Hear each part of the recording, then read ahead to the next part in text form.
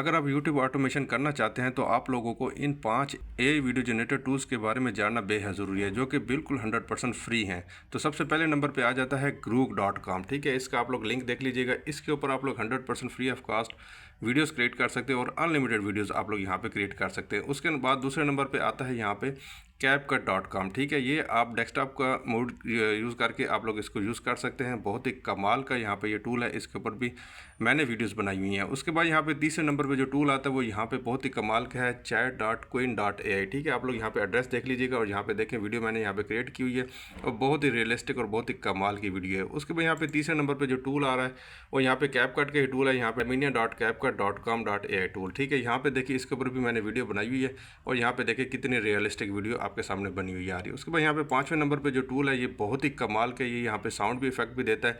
इस टूल का नाम है Van.video। ठीक है, आप लोग यहाँ पे देख सकते हैं ये वीडियो मैंने यहाँ पे क्रिएट की है और कितनी ज़बरदस्त किस्म की रियलिस्टिक वीडियो है। और यहाँ पे एक प्रो टिप देता चलूँ, यहाँ पे अगर आप लोग इसके ऊपर क्लिक करेंगे, यहाँ पे आप लोगों ने जनरेट विद क्रेडिट के ऑप्शन को यहाँ पे इसको ऑफ कर लेना। ठीक है, अगर आप लोगों ने इसको ऑन रखा तो फिर आपके क्रेडिट यहाँ पे लगते रहेंगे।